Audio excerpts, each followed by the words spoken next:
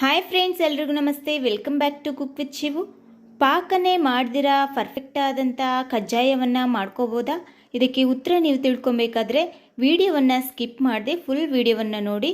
ಅದಕ್ಕೆ ಮೊದಲು ನೀವೇನಾದರೂ ನಮ್ಮ ಚಾನಲ್ಗೆ ಹೊಸಬರಾಗಿದ್ದರೆ ಪ್ಲೀಸ್ ಸಬ್ಸ್ಕ್ರೈಬ್ ಮಾಡಿ, ಬೆಲ್ ಐಕನ್ನ ಹಿಟ್ ಮಾಡಿ, ಆಲ್ ಬಟನ್ನ ಒತ್ತಿ. ಇದರಿಂದಾಗಿ ನಾವು ಹಾಕುವಂಥ ಎಲ್ಲ ವಿಡಿಯೋಗಳ ನೋಟಿಫಿಕೇಷನ್ ನಿಮಗೆ ಸಿಗುತ್ತೆ. ಬನ್ನಿ ಫ್ರೆಂಡ್ಸ್, ಯಾವ ರೀತಿ ಮಾಡೋದಂತ ನೋಡೋಣ. ನಾನಿಲ್ಲಿ ಒಂದು ಲೋಟ ಆಗುವಷ್ಟು ಹಸಿ ಅಕ್ಕಿಯನ್ನು ತೊಗೊಂಡಿದ್ದೀನಿ. ನೋಡಿ, ನಾವು ದೋಸೆಗೆಲ್ಲ ಯೂಸ್ ಮಾಡ್ತೀವಲ್ಲ, ಆ ಅಕ್ಕಿ ರೇಷನ್ ಅಕ್ಕಿ ಕೂಡ ನಾವು ತೊಗೊಬೋದು. ಇದನ್ನು ಒಂದು ಬೌಲಿಗೆ ಹಾಕ್ಕೊಂಬಿಟ್ಟು ನೀರನ್ನು ಸೇರಿಸ್ಕೊಂಬಿಟ್ಟು ವಾಶ್ ಮಾಡ್ಕೊಂಬರ್ತಾ ಇದ್ದೀನಿ. ಒಂದು 2-3 ಬಾರಿ ಆದರೂ ನೀಟಾಗಿ ವಾಶ್ ಮಾಡ್ಕೊಬೇಕಾಗುತ್ತೆ. ನೋಡಿ, ನಾನು ವಾಶ್ ಮಾಡ್ಕೊಂಬಂದಿದ್ದೀನಿ. ಈಗ ಮತ್ತೆ ನೀರನ್ನು ಸೇರಿಸ್ಬಿಟ್ಟು 2 ದಿನ ನೆನೆಸಿಕೊಬೇಕಾಗುತ್ತೆ. ಈ 2 ದಿನ ನೆನೆಸಿಕೊಬೇಕಾದ್ರೆ ಪದೇ ಪದೇ ನೀರನ್ನು ಚೇಂಜ್ ಮಾಡ್ಕೊಬೇಕು, ಇಲ್ಲಾಂದರೆ ಸ್ಮೆಲ್ ಬಂದುಬಿಡುತ್ತೆ. ನೋಡಿ, 2 ದಿನ ಆದಮೇಲೆ ತೋರಿಸ್ತಾ ಇದ್ದೀನಿ. ಅಕ್ಕಿ ಚೆನ್ನಾಗಿ ನೆನೆದಿದೆ. ಇಷ್ಟಾದರೆ ಸಾಕು. ನೀರನ್ನೆಲ್ಲ ಸೋಸ್ಕೊಬೇಕು. ನೋಡಿ, ಅದಕ್ಕೆ ಮೊದಲು ನಾನು ಒಂದು ಕಾಟನ್ ಕ್ಲಾತನ್ನು ಹರಡ್ಕೊತಾ ಇದ್ದೀನಿ. ಇದ್ರ ಮೇಲೆ ನೀರನ್ನು ಸೋಸ್ಕೊಂಬಂದಿದ್ನೆಲ್ಲ ಅಕ್ಕಿಯನ್ನು ಹಾಕ್ಕೊತಾ ಇದ್ದೀನಿ. ಇದನ್ನು ಈ ರೀತಿ ಹರಡ್ಬಿಟ್ಟು ನಾವು ಒಣಗಿಸ್ಕೊಬೇಕಾಗುತ್ತೆ. ಯಾವುದೇ ಕಾರಣಕ್ಕೂ ಬಿಸಿಲಲ್ಲೇ ಒಣಗಿಸ್ಕೊಡ್ದು. 10 ನಿಮಿಷಗಳ ಕಾಲ ಈ ರೀತಿ ಹರಡ್ಬಿಟ್ಟು ನೆರಳಲ್ಲೇ ಒಣಗಿಸ್ಕೊಬೇಕಾಗುತ್ತೆ. ನೋಡಿ, 10 ನಿಮಿಷ ಬಿಟ್ಟಿದ್ದೆ. ಅಕ್ಕಿ ಈ ರೀತಿ ಕೈ ಮುಟ್ಟಿದಾಗ ಕೈಗೆ ಅಂಟ್ಕೊತಾ ಇದೆ. ಯಾವುದೇ ರೀತಿಯ ನೀರು ನಮಗೆ ಕಾಣಿಸ್ತಾ ಇಲ್ಲ. ಅಂದರೆ ಅಕ್ಕಿಯಲ್ಲಿರುವ ತೇವಾಂಶ ಇದೆ, ನೀರಿಲ್ಲ. ಈ ರೀತಿ ಒಣಗಿರಬೇಕು.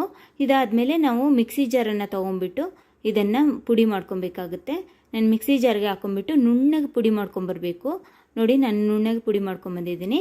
ಈಗ ಜಲ್ಲಡಿನ ತೊಗೊಂಬಿಟ್ಟು ನೀಟಾಗಿ ಜಲ್ಲಾಡಿಸ್ಕೊಬೇಕು. ಇದು ನುಣ್ಣಗಿರಬೇಕು ಹಿಟ್ಟು, ಅದರಿಂದಾಗಿ ನೀಟಾಗಿ ಜಲ್ಲಾಡಿಸ್ಕೊಳ್ಳಿ. ನೋಡಿ, ಲಾಸ್ಟಲ್ಲಿ ಏನು ಸಿಗುತ್ತೆ ಅದನ್ನು ಮತ್ತೆ ನಾವು ಮಿಕ್ಸಿ ಜಾರ್ಗೆ ಹಾಕ್ಕೊಂಬಿಟ್ಟು ಪೌಡ್ರ್ ಮಾಡ್ಕೊಬೇಕಾಗುತ್ತೆ.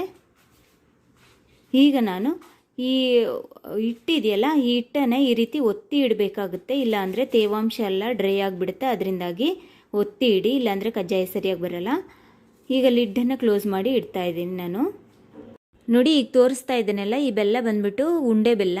ಅಚ್ಚು ಬೆಲ್ಲನ ನಾನು ತಗೊತಾ ಇಲ್ಲ. ಉಂಡೆ ಬೆಲ್ಲ ಚೆನ್ನಾಗಾಗುತ್ತೆ, ಅದರಿಂದ ಉಂಡೆ ಬೆಲ್ಲ ತೊಗೊಂಡಿದ್ದೀನಿ. ಇದನ್ನು ತುರಿದ್ಬಿಟ್ಟು ಒಂದು 3/4 ಗ್ಲಾಸ್ ಆಗುವಷ್ಟು ತೊಗೊಂಡಿದ್ದೀನಿ. 1 ಗ್ಲಾಸ್ ಅಕ್ಕಿಗೆ 3/4 ಗ್ಲಾಸ್ ಆಗೋಷ್ಟು ಬೆಲ್ಲ ಕರೆಕ್ಟ್ ಆಗುತ್ತೆ. ಆಲ್ರೆಡಿ ನಾವು ರೆಡಿ ಮಾಡಿ ಇಟ್ಕೊಂಡಿದ್ವಲ್ಲ ಅಕ್ಕಿ ಹಿಟ್ಟು, ಅದನ್ನು ತೊಗೊಂಡಿದ್ದೀನಿ. ಇದಕ್ಕೆ ನಾವು ಬೆಲ್ಲವನ್ನು ತುರಿದಿಟ್ಕೊಂಡಿದ್ವಲ್ಲ 3/4 ಗ್ಲಾಸು, ಅದನ್ನು ಹಾಕ್ಕೊತಾ ಇದ್ದೀನಿ. ನೋಡಿ, ಈ ಬೆಲ್ಲ ಎಷ್ಟು ಸ್ಮೂತಾಗಿದೆ ಅಂತ ನೋಡಿ. ಇಷ್ಟು ಸ್ಮೂತಾಗಿ ಬರುತ್ತೆ ನಾವು ಉಂಡೆ ಬೆಲ್ಲ ತೊಗೊಂಡ್ರೆ.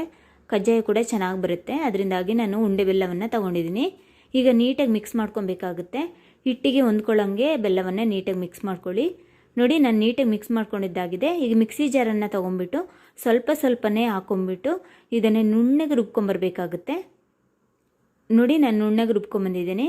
ಇದನ್ನು ಒಂದು ಬಾಕ್ಸಿಗೆ ಶಿಫ್ಟ್ ಮಾಡಿ ಇಟ್ಕೊತಾ ಇದ್ದೀನಿ. ಈ ರೀತಿ ನುಣ್ಣಗಿರಬೇಕು. ಈ ರೀತಿ ನುಣ್ಣಗಾಗುವವರೆಗೆ ರುಬ್ಕೊಂಬಿಟ್ಟು ನಾವು ಇಟ್ಕೊಬೇಕಾಗುತ್ತೆ. ಎಲ್ಲ ಹಿಟ್ಟನ್ನು ರುಬ್ಬಿಟ್ಟು ನಾನು ಬಾಕ್ಸಿಗೆ ಹಾಕಿ ಇಟ್ಕೊಂಡಿದ್ದೀನಿ. ಈಗ 1 ಟೀ ಸ್ಪೂನ್ ಆಗೋಷ್ಟು ಏಲಕ್ಕಿ ಪೌಡರನ್ನ ಸೇರಿಸ್ಕೊತಾ ಇದ್ದೀನಿ. ಹಾಗೆ 1 ಟೇಬಲ್ ಸ್ಪೂನ್ ಆಗೋಷ್ಟು ಬಿಳಿ ಎಳ್ಳನ್ನು ಸೇರಿಸ್ಕೊತಾ ಇದ್ದೀನಿ. ಇವೆರಡನ್ನು ನೀಟಾಗಿ ಮಿಕ್ಸ್ ಮಾಡ್ಕೊಬೇಕಾಗುತ್ತೆ. ಈ ರೀತಿ ಹಿಟ್ಟಿಗೆ ನೀಟಾಗಿ ಹೊಂದ್ಕೊಳ್ಳೋಂಗೆ ನೀಟಾಗಿ ಮಿಕ್ಸ್ ಮಾಡಿ ಇಟ್ಕೊಳ್ಳಿ. ನೋಡಿ, ನಾನು ನೀಟಾಗಿ ಮಿಕ್ಸ್ ಮಾಡಿ ಇಟ್ಕೊಂಡಿದ್ದೀನಿ. ಇದ್ರ ಮೇಲೆ ಒಂದು ಅರ್ಧ ಟೀ ಸ್ಪೂನ್ ಆಗೋಷ್ಟು ತುಪ್ಪವನ್ನು ಹಾಕ್ಕೊಂಬಿಟ್ಟು ಸವರ್ಕೊತಾ ಇದ್ದೀನಿ. ಹಿಟ್ಟು ಒಣಗಬಾರ್ದು, ಅದರಿಂದಾಗಿ ಈ ರೀತಿ ಸವರ್ಕೊತಾ ಇದ್ದೀನಿ. ಈಗ ಲಿಡ್ಡನ್ನು ಕ್ಲೋಸ್ ಮಾಡಿಬಿಟ್ಟು 1 ದಿನಗಳ ಕಾಲ ಹಾಗೆ ಇಡ್ತಾ ಇದ್ದೀನಿ.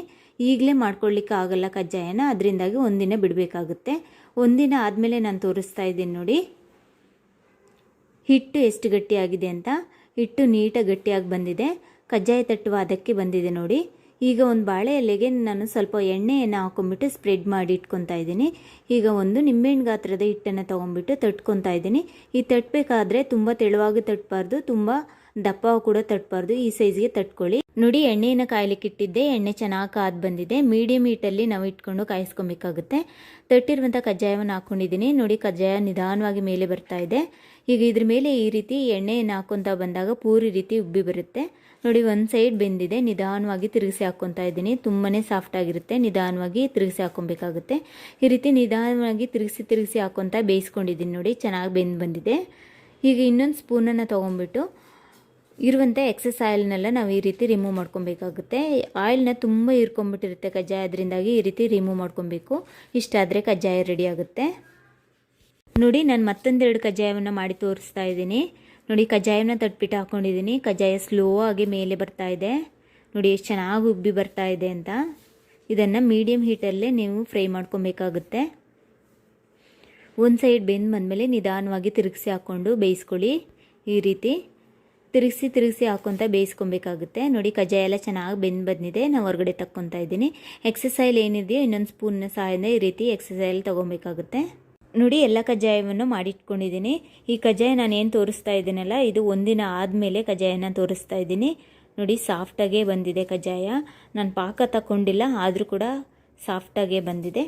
ನನಗನ್ಸಿದ್ದು ಏನಂದರೆ, ಪಾಕ ತಗೊಂಡು ನಾವು ಮಾಡುವಾಗ ಈ ಹಿಟ್ಟು ಒಳಗಡೆ ಫಿಲ್ಲಾಗಿ ತುಂಬಾ ಸಾಫ್ಟಾಗಿರುತ್ತೆ. ಈ ಕಜ್ಜಾಯಕ್ಕಿಂತ ನಾವು ಪಾಕ ತೆಗೆದು ಮಾಡುವಂಥ ಕಜ್ಜಾಯ ತುಂಬಾ ಸಾಫ್ಟಾಗಿರುತ್ತೆ.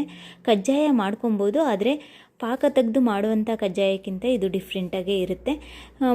ಟೇಸ್ಟಲ್ಲಿ ಏನೂ ವ್ಯತ್ಯಾಸ ಇರಲ್ಲ, ಬಟ್ ಸಾಫ್ಟ್ನೆಸ್ಸಲ್ಲಿ ಸ್ವಲ್ಪ ಗಟ್ಟಿ ಅನಿಸ್ತು ನನಗೆ. ಅಷ್ಟು ಬಿಟ್ಟರೆ ನಾವು ಕಜ್ಜಾಯ ಪಾಕ ತೆಗೆದು ಹೇಗೆ ಮಾಡ್ತೀವೋ ಅದೇ ರೀತಿ ಇರುತ್ತೆ.